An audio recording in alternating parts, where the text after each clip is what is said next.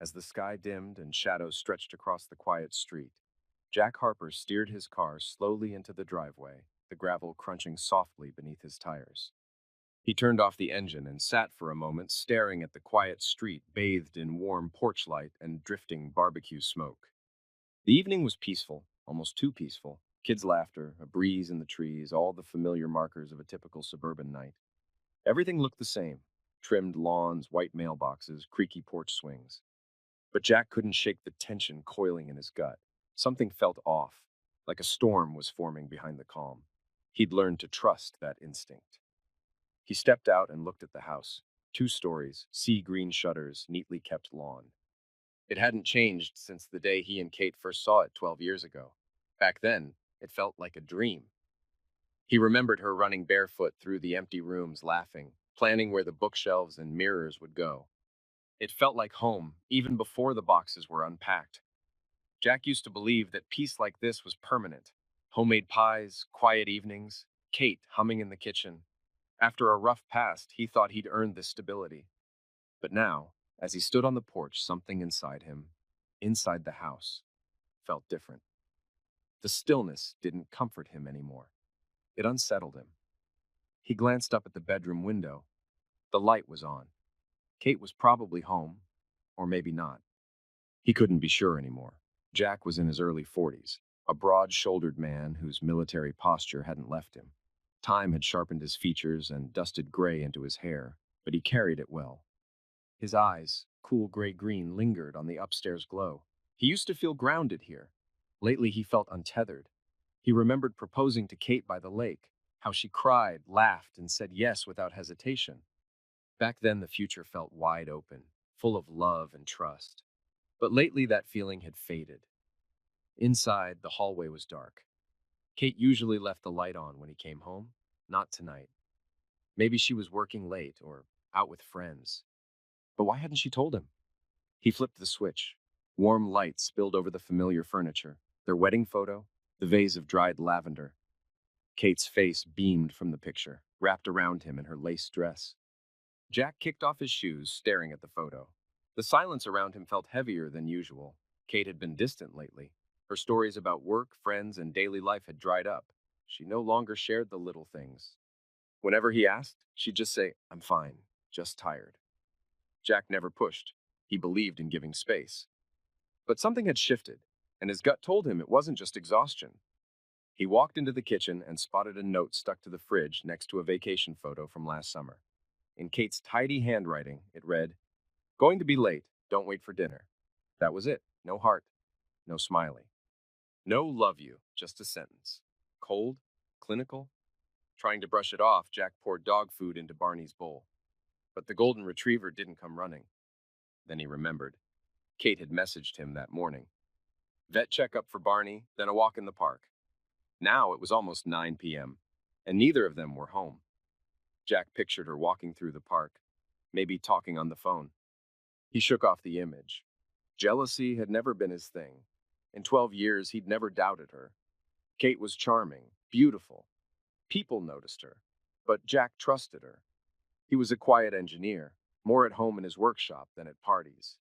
Maybe she once had more exciting men in her life, but she chose him.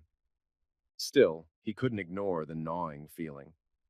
He grabbed a bottle of iced tea and sat down in the living room, flipping open a car magazine. But the words wouldn't stick. The only sound was the clock ticking and his own breathing. No footsteps, no car, no voice. If something were wrong, she'd call, right? He tried to convince himself. Maybe she stopped by her parents. Maybe Sarah invited her over at the last minute. Kate was independent. He admired that. He never wanted to be the guy who checked her every move. But now, staring into the dark window across the street, Jack realized something painful. He had no idea where his wife was, or why she hadn't called. Jack tried her number, straight to voicemail. He stared at the phone, unsure what to say, then hung up. A simple text followed. "You okay? Where are you?" Delivered. No reply. He got up and started pacing. On the bookshelf, a photo album caught his eye. He opened it. Wedding day. Kate glowing. Him stiff in a too-new suit, but smiling like he'd won the lottery. Pages of anniversaries, vacations, moving into this house. A shot of Kate hugging puppy Barney, Jack holding car keys. Their history in snapshots. Now he wondered if any of it still meant anything to her. Last night she'd come home late, claimed she was swamped at work, barely touched dinner, skipped small talk, went straight to bed, facing the wall. Jack lay awake, trying to convince himself she was just tired. He'd suggested a trip, a break. Now's not the time, she'd said. I've got a project. I can't drop everything. But lately, things weren't adding up. A new perfume she wore every day, shopping bags with clothes he hadn't seen. Her phone, once left on the table unlocked, now glued to her hand, even in the bathroom. One night he woke to find her scrolling under the covers. Just reading the news, she said. He nodded, but something inside him cracked. Then, a knock. Jack froze. Another knock, soft but certain. He stepped to the door and peeked through the peephole. It was Kate. The porch light lit her face, tired but still striking with that calm, unreadable expression he'd always found both beautiful and infuriating. She wore a wrinkled coat, wind-blown scarf, and ankle boots, light for the weather. Her hair was loose, messy, and behind her, Barney wagged his tail. Jack opened the door. Kate, you have a key.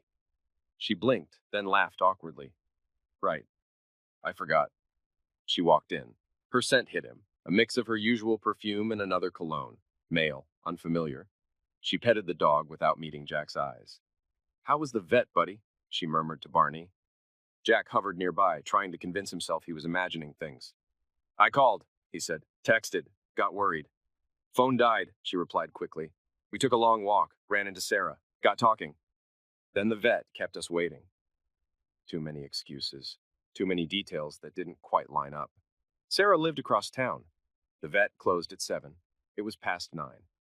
Still, he said nothing, just nodded. Glad you're okay. Kate nodded back and headed upstairs. I'm wiped. Shower in bed, okay? Jack didn't answer right away. He watched her disappear, then closed and bolted the door behind him. Barney looked up at him, whined softly. Something's wrong, huh? Jack whispered, scratching the dog's ears. That night, sleep didn't come. The house felt heavy with silence. Every creak, every noise outside only sharpened the tension in the room. Kate came out of the shower in one of his old t-shirts, her hair in a towel. She climbed into bed, faced the wall, and said nothing. Jack stared at her back. Everything looked the same, her outline in the dark, the room around them, the faint scent of shampoo.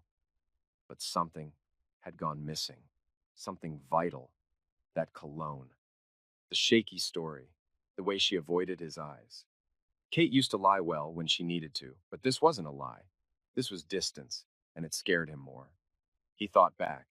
How they'd grown quiet, disconnected, slowly but surely. Short chats. Silent meals, long pauses. Now she was here, but barely. Was this the beginning of the end, the final crack in the life they'd built? Jack didn't know if he should confront her or keep pretending. Instinct told him to wait, watch, and hold on a little longer, even if everything was already slipping away. Jack Harper had always been the quiet, steady type, the man who waited, who stayed calm, but this time something broke. He could no longer ignore the signs. The silence between them wasn't peace anymore. It was denial. And now it was time to face the truth. The morning sun filled the house, but Jack felt nothing but darkness. He woke early, Kate already gone. Her perfume lingered faintly. Downstairs, the smell of coffee pulled him into the kitchen. Kate stood at the stove in a sharp pantsuit, too formal for a casual Friday. She looked startled to see him. Morning, Jack said. Hi, she replied, forcing a smile. Eggs? He nodded. She made 2 plates. They ate in silence, tension thick between them. Kate fidgeted with her mug, barely touched her food. You came home late, Jack said carefully. Busy day, she cut in. Work's been crazy. You okay? I'm fine, she said quickly. Deadlines, pressure, new boss. Jack didn't push, but her story felt off. She used to vent about work in detail. Now she gave vague answers, kept her phone close, wore new perfume, bought clothes she didn't mention, and last night she smelled like another man. He suggested a weekend trip, just the 2 of them. She paused. Can't. Meetings. I need the weekend to prep. All weekend? Kate looked away. It's important.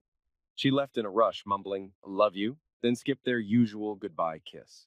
Jack sat at the table, staring at his untouched breakfast. She was lying. and doing it badly. He opened his laptop. They shared a phone plan, and Jack pulled up her call log. Most numbers were familiar, but one kept showing up late at night, calls and texts nearly every day. It wasn't local. He searched it, nothing public. Likely a personal cell, possibly his. Jack remembered a name, Rick, a lawyer Kate once mentioned from a conference out of town. A harmless comment at the time. Now it echoed ominously. He stood, breath tight, and opened a window. The cold air didn't help. He needed more than suspicion. He needed proof.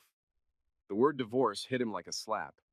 He hadn't allowed himself to think it until now. Kate had already checked out. He had to be ready. At 10 a.m., Jack grabbed his jacket and drove to the vet clinic. If Kate had been with Barney all evening like she claimed, it would be on record. The receptionist smiled politely. Barney Harper was in yesterday at 6 p.m. Left by 6:40. Everything's fine. Jack forced a smile, thanked her, and stepped back into the sunlight. She was free by 6:40. She didn't get home until 9, almost 3 hours unaccounted for. And now, the truth was catching up. Jack slid into his truck but didn't start the engine. He just sat, fingers tapping the steering wheel, trying to breathe through the betrayal. Kate was lying to him. He felt it in his bones. If she could hide the truth, he had every right to find it. She had claimed her weekend was packed with work, but Jack doubted that. More likely, she was planning to meet him, the mystery man. That gave Jack an idea. He wasn't going to follow her in person. Too risky. Instead, he'd use something smarter. Back home, he dug through old boxes in the attic and found a dusty Android phone he once used for GPS experiments. It still powered on. He activated location tracking and linked it to his Google account. Now, he just needed to plant it in her car. Kate's sedan was parked out front. He slipped outside, grabbed the spare keys from the hallway console, and quietly approached the vehicle. The street was empty. He opened the door and tucked the phone beneath the passenger seat, hidden but with a clear signal. Locked up, walked away. Done. That evening, Kate came home late, said she'd be gone early for a full day of meetings. Jack just nodded. He played it cool, but inside, he was boiling. Saturday morning, she left at 8. Once her car turned the corner, Jack opened the tracking app. The dot moved, but not toward her office. It was headed east, away from the city. Jack watched as the signal stopped hours later, in a remote town at a spa resort. Not work, a weekend getaway. Jack's hands went cold. Still hoping for some innocent explanation, he packed a camera, binoculars, and hit the road. He drove in silence, eyes on the highway, thoughts on loop. How long? How had I missed it? When he arrived, the spa looked exactly like he feared. Secluded, quiet, upscale. He parked far off, keeping his truck hidden behind other cars. Kate's white sedan was already there. Hours passed. He waited. Then, just after 1, they appeared. Kate walked out of the building, glowing, laughing. Her face lit up with the kind of joy he hadn't seen in years. She looked free. Next to her was a man. Tall, confident, designer jacket, sunglasses, carrying a suitcase in one hand, the other wrapped casually around Kate's waist like he'd done it 100 times. They moved like a couple. Talking, touching, lost in their own world. Jack froze, binoculars pressed to his face. It wasn't just the betrayal, it was who Kate became with him. She looked alive, like a version of herself Jack hadn't seen in years. And that hurt more than anything, because now he knew. She hadn't just lied, she had left him long before she ever walked out the door. Jack lowered the binoculars. Kate was laughing, glowing even, the way she used to when she loved him. But that look in her eyes wasn't his anymore. It belonged to someone else.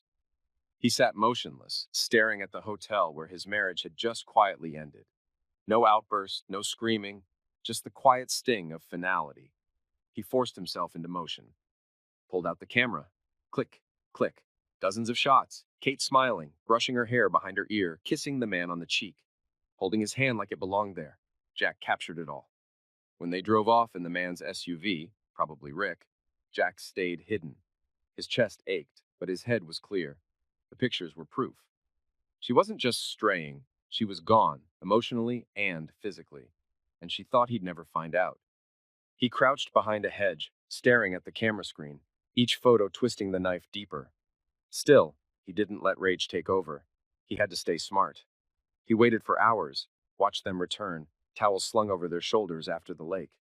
Then they went to dinner, and Jack followed from a distance. From across the street, he zoomed in through the restaurant's front window. More photos, her hand in his, faces lit by candlelight.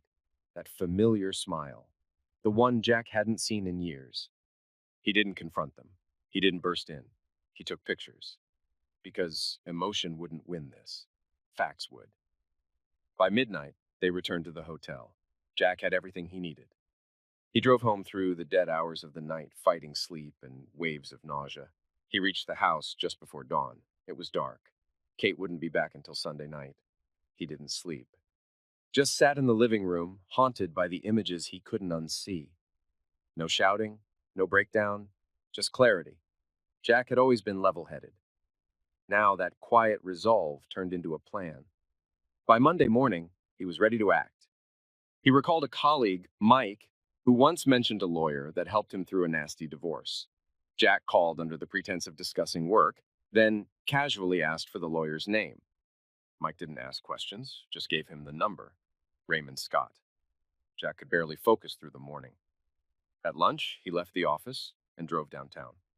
Scott's law office was in a weathered brick building near the courthouse. Jack hesitated before going in. It felt like crossing a point of no return, but then reminded himself the point had already passed. Inside, he was greeted by a calm, professional receptionist and then ushered into a modest office.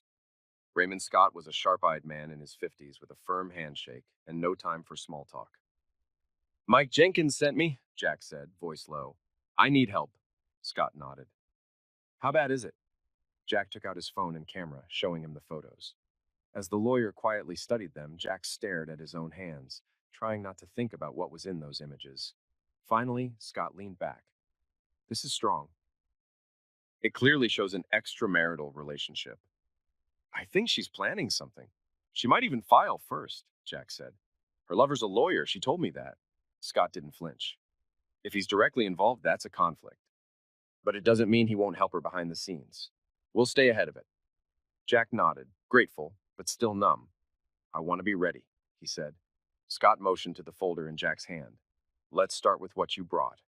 Property, finances, anything we can use." Jack slid the documents across the desk. It was time to protect what was his. Jack placed a folder on the lawyer's desk. Bank statements, property estimates, retirement accounts, investments. Most of the mortgage is paid off. We have a joint portfolio and I pulled some screenshots. She's got her own savings too, but I don't know the full picture. "Impressive," said Raymond Scott, flipping through the documents. "You're well organized." "I'm an engineer," Jack said with a forced smile. "Numbers make more sense than this." The lawyer nodded. "Now listen carefully. Don't confront her. Don't mention cheating. Keep calm and act normal. If she feels safe, she might slip up." Jack agreed. "I've been playing it cool." "Good. Keep collecting evidence. Photos, records, anything that proves infidelity. Do you have text messages?" "Just call and SMS logs, no actual messages." "That's fine. Courts can request content if needed, though it's tricky, but the photos you have, they're solid. That might be enough." "Would hiring a private investigator help?" "Possibly, but what you have may already be sufficient," Scott said. Texas considers fault in divorce. Infidelity can impact how property is divided, especially if marital assets were spent on the affair. Jack recalled the hotel and restaurant. "I'll check our credit card statements." "She might have used the joint account." "If so, that's a major advantage. Any prenup?" "No. We were broke when we got married." "Then everything acquired during marriage is on the table. But if we prove she cheated and used joint funds to do it, you may walk away with most of it, including the house. Also, she could lose her claim to alimony." "I paid most of the mortgage from my paycheck," Jack added. "Even better. But be prepared. If she's serious about leaving, she may try to hit back hard. Accusations, financial traps. If it gets ugly, don't react. Stay above reproach." Jack went pale. "She wouldn't accuse me of something like mistreatment, would she?" "You'd be surprised," Scott warned. "Just behave impeccably. No snooping, no illegal access to her accounts. What you've done so far, photos in public, your own account info, is all legal." "Keep it that way." Jack nodded, processing the warning. "Got it. One more thing," Scott said as he stood. Make an inventory of valuables, jewelry, cars, antiques, and keep an eye out. If she starts moving things out or transferring money, document everything. She's always been secretive with money, Jack admitted.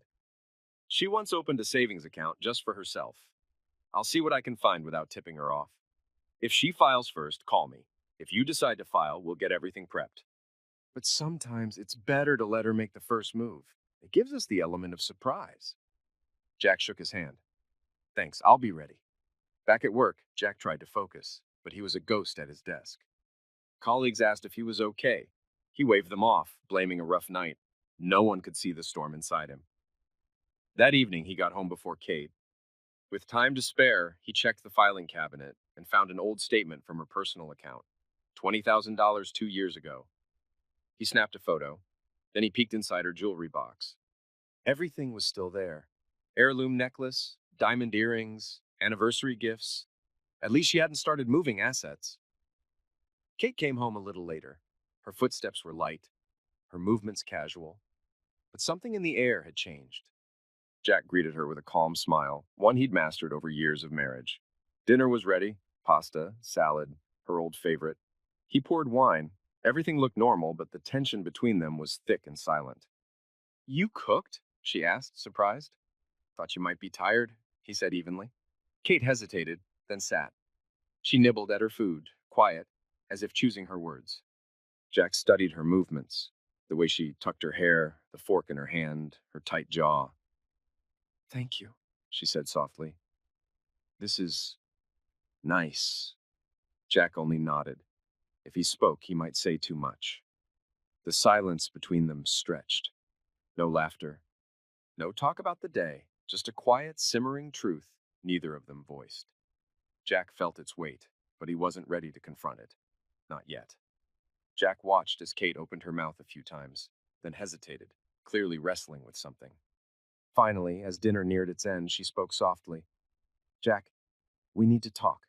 He set his fork down. Okay. She avoided his eyes. Lately, I've been thinking about us. Our marriage feels stuck. Like we're roommates, not partners. Her voice trembled, but Jack said nothing. I just think it would be better for both of us if we ended things before it gets worse. You mean divorce? Jack asked. She nodded. Yes. A fresh start for both of us. Jack stayed calm, just as Scott had advised. If that's what you want, I won't stop you. Kate blinked, caught off guard. She'd expected anger. Instead, she got acceptance. I'll start the paperwork, she said. Jack nodded. Let's keep it civil. We don't have kids, just Barney. We'll figure that out. The air between them was thick with unspoken pain. Her eyes landed on a mug she'd used since their first year together. Her hands shook slightly. We tried, Jack said quietly. Kate nodded. I remember every test I took alone so I wouldn't get your hopes up. Every night I cried in the bathroom. I remember how you held me. Her voice cracked, and Jack looked down, remembering the tiny shelf he once built for kids' books, then quietly disassembled. I just got tired of hoping, she said. So did I, Jack whispered. And not everything can be saved by trying harder. For a moment, they shared a silent, mutual sadness, not of anger, but of dreams lost over time. Kate stood and started clearing plates. About the property, Jack stopped her gently. Not now. We'll handle that later. Right, she said, almost in a whisper. I think I'll turn in early. She left. Jack stayed behind, cleaning up, then crashed on the couch downstairs. He didn't sleep much, but he felt a strange sense of calm. The curtain had dropped on Act One, and he hadn't revealed his hand. The next day, Kate sat at a bistro near her office, nervously stirring her lemonade. She was waiting for Rick, her lover. Her thoughts lingered on the night before. Jack hadn't argued, hadn't asked questions, hadn't even mentioned another man. His reaction left her uneasy. She would have preferred outrage, anything to justify her decision. His calm made her doubt herself. Hey, beautiful, Rick said, sliding into the seat across from her. Sharp suit, confident smile. He was everything Jack wasn't. Well, he asked. Kate hesitated. I told him I was unhappy. Asked for a divorce. He just agreed. Rick raised an eyebrow. No questions? No accusations? No, nothing. He took her hand. Strange. Do you think he suspects? I don't think so. I've been careful, cleared my phone. Jack's never been the spying type. Rick smirked. No husband is, until he is. Kate shook her head. He's just passive. Maybe he's ready to move on too. Did he ask if you're seeing someone? No. Did he sleep in your bed? No. Stayed on the couch. Rick leaned back. Still, don't relax. You need to file first. Take the lead legally. I already called your friend, Sarah Miller, meeting her tomorrow. Perfect. She'll take care of it. Just tell her I sent you. Kate looked down. It's weird. I feel guilty. Jack wasn't a bad man. Rick squeezed her hand. That's in the past. You're building a better future. Kate nodded, though her eyes still held something heavy. Regret, maybe. But she stayed silent. The plan was in motion. Rick leaned back, his tone laced with disdain. He never valued you the way he should have. You felt like a background character in your own life, stuck in suburbia with a guy who was more into tools than your future. Kate hesitated, then nodded. She'd once dreamed of travel, ambition, something more.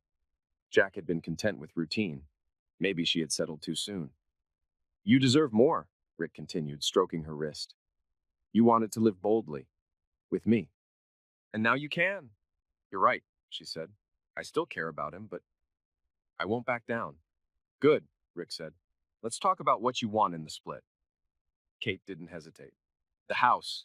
I've put too much into it. Property values are rising. It's worth holding on to. Rick nodded. What else? There's around $50,000 in joint savings. Technically, it should be split, but I think I deserve more. I carried a lot of the load while he built his career. My time matters too. Absolutely, Rick said. We'll push for a larger share. What about spousal support? I hadn't thought about it, Kate said. But it would help, especially if I don't get the house. If your income's lower, it's an option, Rick said. Unless Jack finds out about us, then alimony's off the table. He won't, Kate said quickly. I've wiped everything. We're not connected online. I've been careful. Good. And stay that way. No photos, no meetups in public until the divorce is finalized. If he suspects anything, play innocent. Kate nodded, though her expression tightened when Rick brought up finances again. Maybe shift some of the joint funds, just a bit. Make a large purchase. Move money to your account. Then return it later. Kate frowned. Isn't that risky? Rick smiled. Only if you're sloppy. Just don't be obvious. And check if you still have access to the joint account. Download a statement before anything changes. I will, she said. He hasn't filed yet. He might soon. File first. That way, we control the terms. You said he's passive. He won't see it coming. Kate exhaled, then smiled faintly. Tomorrow, I meet with Sarah Miller, your lawyer friend. Perfect. Tell her I sent you.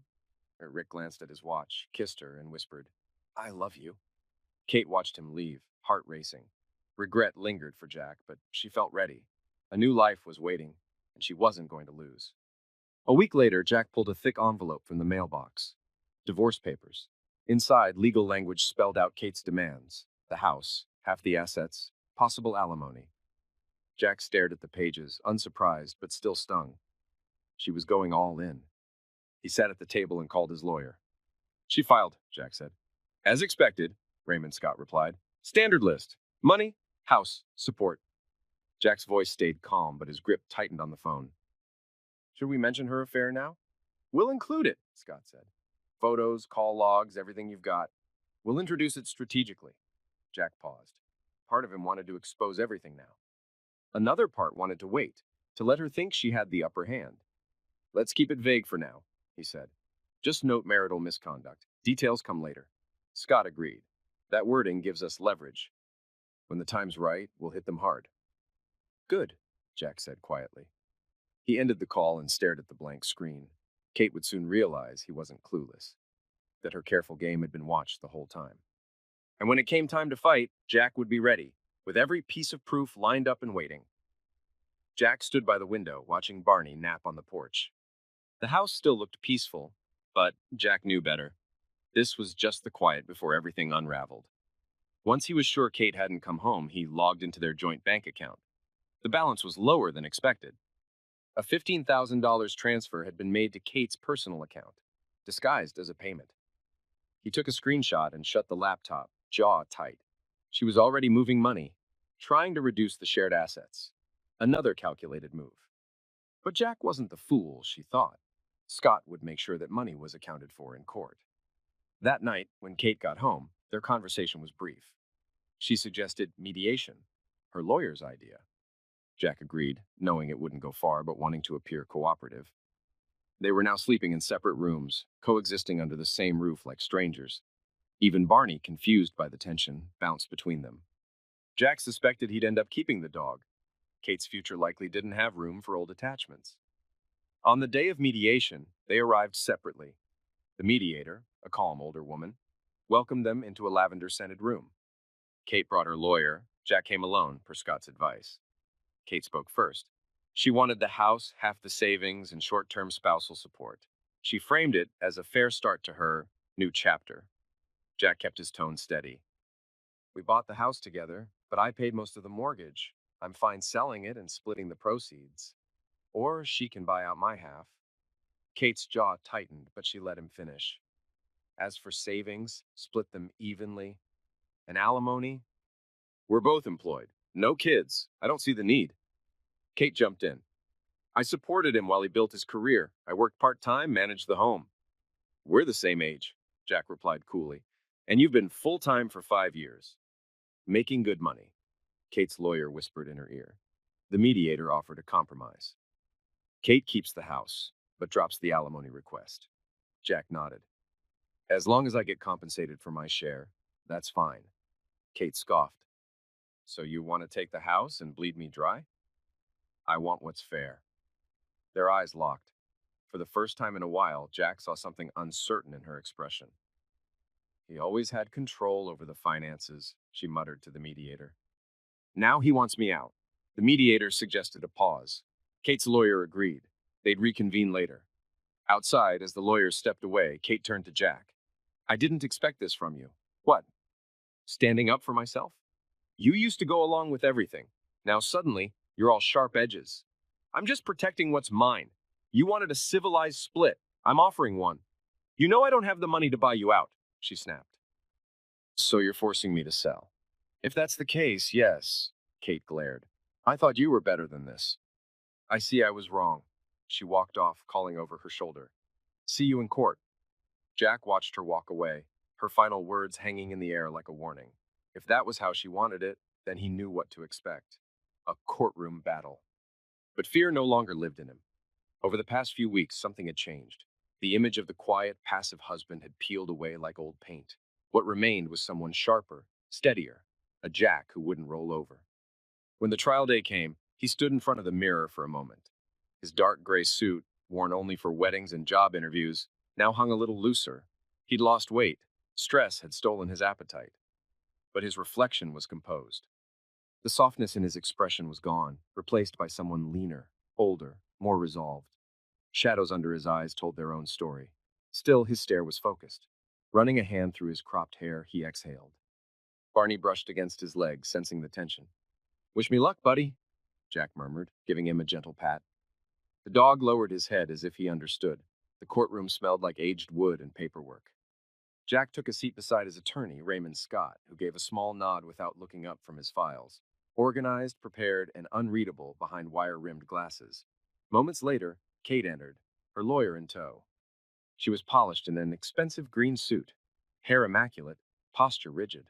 But Jack noticed the pale cast to her face beneath the makeup. She didn't look at him. Rick was there too, seated quietly at the back of the room. Sharp suit, smug expression, as if waiting for his prize to be handed over. Jack clenched his jaw, then turned toward the judge. Judge Henson, silver-haired and serious, opened the case. Harper versus Harper. Kate's lawyer spoke first, delivering a smooth narrative. The marriage, she claimed, had run its course. Her client had done her best to preserve it, but it had dissolved over time. Divorce, she said, was mutual. She stressed Kate's contribution to the household, framed her as the support system behind Jack's career. No direct blame, but a clear undertone that Jack hadn't met his wife's emotional needs. Jack sat quietly, expression neutral. Just once, he looked over at Kate, but she wouldn't meet his gaze. Was it guilt or fear? Then Scott stood. His voice was clear, confident. He cut right to the point. This isn't just a story of growing apart. This is about betrayal. This marriage ended because of the wife's affair. The courtroom went still. The judge arched a brow. Kate's head snapped up, her eyes wide. Rick stiffened in his seat, half rising, then sank back. Kate's attorney looked blindsided. Scott continued without pause, handing a folder to the judge's assistant. These are photographs documenting an ongoing extramarital relationship. Jack knew exactly what the folder held. Images from the spa, Kate in Rick's arms, holding hands, kissing, proof. The judge looked up. This affair began before divorce proceedings? That's correct, Your Honor, Scott replied. The assistant passed copies to the bench and opposing counsel. Kate opened the folder and visibly paled, her face flushed with color, then drained. Her lawyer's jaw tensed as she flipped through the evidence, clearly unaware these photos existed. Mrs. Harper, the judge said sternly, do you or your counsel have a response? Kate stood abruptly. Your Honor, we don't know how these were obtained. This may be a violation. I took them, Jack interjected, standing. His face was hot, but his voice was steady. In a public place. That's my wife in the pictures and her companion. Mr. Harper, please, the judge said, raising a hand. Let your attorney speak on your behalf. Jack sat down. His outburst had slipped out, but he felt a strange relief. The lie was out in the open now. Kate buried her face in her hands, whispering something to her attorney, who nodded before addressing the court. My client admits to a relationship, but insists it began after the marriage had already collapsed. They had emotionally separated before any physical involvement. Jack flinched but held his tongue. Scott didn't. With respect, Your Honor, he said. The divorce petition was filed a month ago. These photos are dated 6 months back. This relationship began well before any legal separation. He turned toward Kate. She said nothing. Her lawyer hesitated. The couple may have been struggling prior, but infidelity is still infidelity, Scott cut in. And in Texas, adultery is grounds for fault-based divorce. The judge raised his hand again. We've heard enough. Mrs. Harper will have her chance to testify. Let's proceed for now. Mr. Scott, anything else? Scott nodded slightly, but didn't speak. The damage was done. Kate sat frozen, her head bowed, hands clenched in her lap. Her attorney busied herself with documents, clearly rattled. Rick, now quiet and uneasy, remained on the back bench, suddenly stripped of his usual smugness. The room felt heavy. But despite the exhaustion settling deep in Jack's bones, a quiet, solid sense of relief took hold. The secret he'd carried was no longer his alone. Scott straightened a few papers, then addressed the judge with unwavering calm. Your Honor, we also have documentation indicating that Mrs. Harper attempted to move a significant portion of the couple's shared funds into her personal account without Mr. Harper's knowledge or consent. He handed the folder to the clerk, who brought it to the bench. This bank statement reflects a transfer of approximately $15,000 just days before the divorce was filed. The purpose? Disguised under vague notes suggesting intent to shelter funds from equitable division. The judge frowned and turned toward Kate. Mrs. Harper, is this accurate? Kate hesitated, then murmured, That money? It was from my personal savings. No, Your Honor, Scott cut in. It was deposited into a shared account, then swiftly moved under her sole name. This kind of behavior, moving marital funds to private holdings right before filing, is unfortunately not uncommon in contested divorces. Kate flushed. I was going to use it for some renovations, she said, but her tone lacked conviction. The judge leaned back, rubbing his temples. I see. So here's what we're looking at. He turned to Kate, voice calm but stern. Mrs. Harper, your claim was presented as a mutual, respectful separation. Yet the court sees evidence of both infidelity and attempts to conceal marital assets. Under those circumstances, your request for spousal support seems, at best, misguided. Counselor? Kate's lawyer stood. Your Honor, my client has contributed greatly to this marriage. He motioned for her to sit. That will be considered. Thank you. Then he looked to Jack. Mr. Harper, are you requesting any additional compensation, emotional damages? Legal restitution? Jack slowly stood. No, sir, I just want an honest split and to move on with my life. There was a faint tremor in his voice, but what he said couldn't have been more true. He wasn't here to drag things out. No revenge, no drawn-out fights, just closure. The judge nodded and turned to his notes, then began to deliver his ruling. Jack held his breath as the decision unfolded. Kate grew visibly paler with every word. The marriage was formally dissolved. The house was to be sold unless Jack opted to pay Kate her 30% share, allowing him to retain ownership. The asset split wasn't even.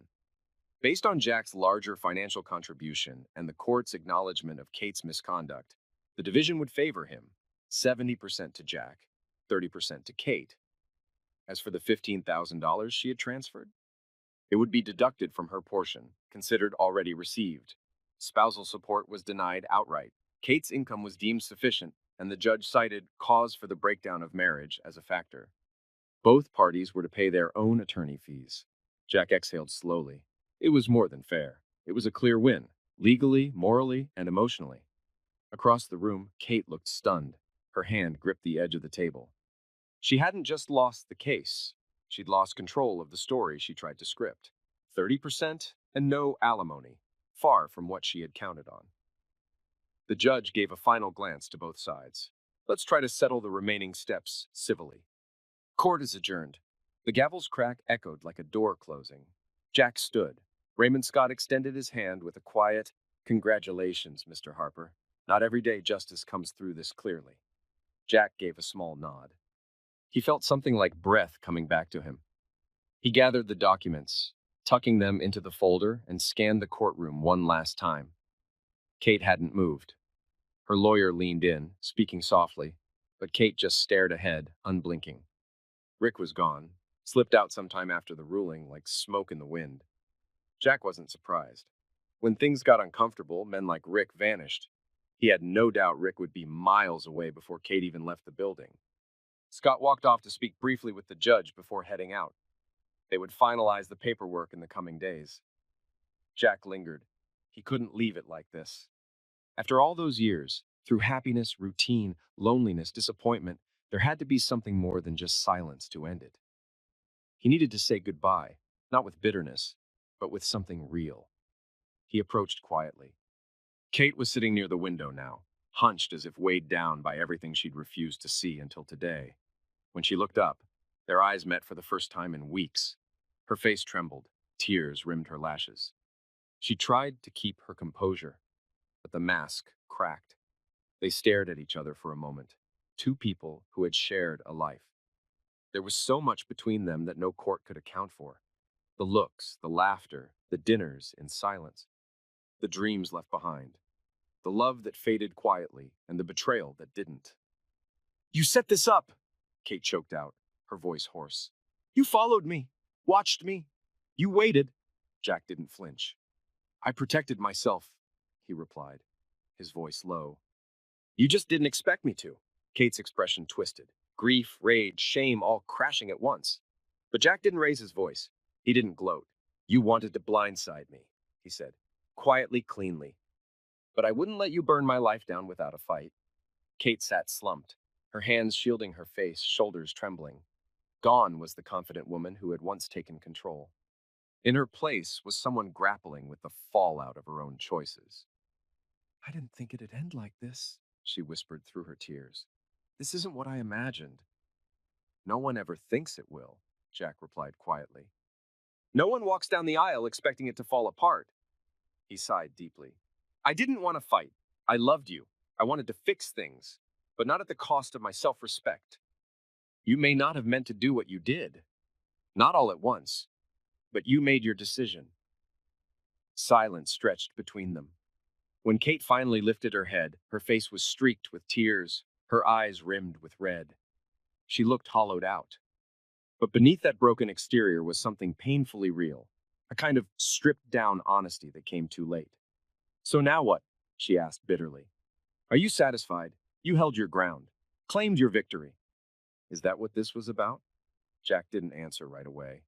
His expression was calm, but behind it, a weariness lingered in his eyes. "There's no winning here, Kate. We both lost. The only thing I did right was not losing myself. I hate that it turned out like this. I really do. Not just for you, for us. We had something once, and we kept pretending everything was fine long after it stopped being true." Kate wiped her nose. Her guard was down now. No more defenses left to hold. "You were always the better one," she whispered. "And I was stupid." Then the tears returned, raw, unguarded, and painfully human. She cried openly, without shame. and Jack could see the sorrow was real. Grief, not guilt, not a tactic, not a plea, just mourning something precious that was gone. And for a brief moment, something long buried stirred in him. A flicker of the man who used to greet her at the door with a smile, who brought her soup when she had the flu, who once whispered dreams of a family. That warmth was still there, but with no home to settle into now. He reached out and gently rested his hand on her shoulder, a light, familiar touch. "We'll get through this," he said softly. "Not together, but we'll get through it. You wanted a new life. Now's your chance. Just don't build it on lies this time. Be honest with yourself and everyone else." She looked up, her expression full of sorrow, and maybe something else. Gratitude, perhaps. Then she gently pulled away, not harshly, just carefully, like someone still learning to stand on uncertain legs. Wiping her eyes with a crumpled napkin, she looked at him again. Her face, for the first time in a long time, carried the weight of understanding. "Goodbye, Jack," she murmured. He nodded. There was no resentment in his voice, only a quiet strength. "Goodbye, Kate." Jack turned and walked toward the door, her uneven breathing behind him. He grabbed his keys, opened the door, and paused on the threshold. He inhaled the familiar scent of the home they'd built together. Then, without another glance back, he stepped out. As the door clicked shut behind him, something inside him released, like air slowly escaping a sealed jar. It was final, but it was also freeing. A week later, the house sat still and empty. Jack had chosen to keep it, covering Kate's share as awarded by the court. He didn't want to sell the place where so many memories, good and bad, had taken root. Despite everything, the house still mattered. Kate had moved out swiftly, taking only her essentials: clothes, personal keepsakes, a few framed photos. She left behind most of the furniture and houseware, perhaps too emotionally weighed down to take more. Their shared history seemed just as heavy for her as it did for him. Now the rooms felt both familiar and foreign. Their old bedroom upstairs was empty, the bed stripped bare. Jack continued sleeping downstairs in the guest room. He wasn't ready to face the emptiness of that space just yet. One warm evening, Jack sat out on the porch, a cold beer in hand. Barney lay beside him, head resting in Jack's lap.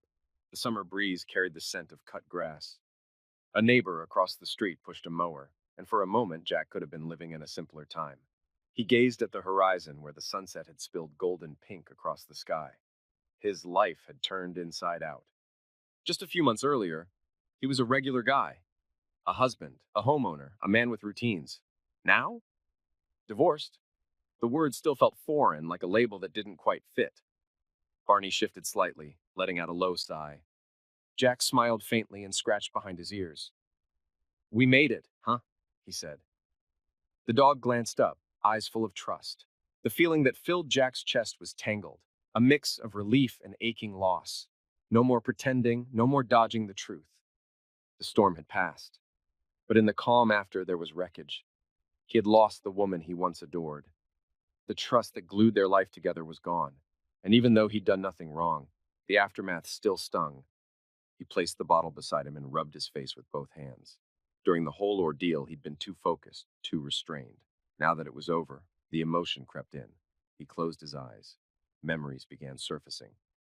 Kate running barefoot in her wedding dress on the beach during their honeymoon, choosing Barney together from a litter, laughing over champagne in their tiny kitchen after she got her first paycheck. The tears came quietly. No sobs, no drama, just a steady stream. Jack sat there, eyes wet, petting Barney, watching the sun dissolve into the distance. He cried for the betrayal, for the lost time, for the love that couldn't survive, and for the uncertainty of what lay ahead. Barney whined softly and licked his hand. "It's okay, boy," Jack whispered, voice cracking. "I just needed to let it out." As the last tears fell, so too did the final traces of bitterness. What was left was emptiness, but not despair. It was more like an open space waiting to be filled. When the sun finally dipped below the rooftops, Jack stood. A new idea had formed, quiet but sure. Tomorrow, he'd repaint the living room, rearrange the furniture, nothing drastic, just something to mark a new chapter, and maybe take a short trip, just him and Barney. Maybe to that lakeside cabin they'd once visited long ago when things were still good. Everything had shifted. and Jack Harper wasn't about to fade away.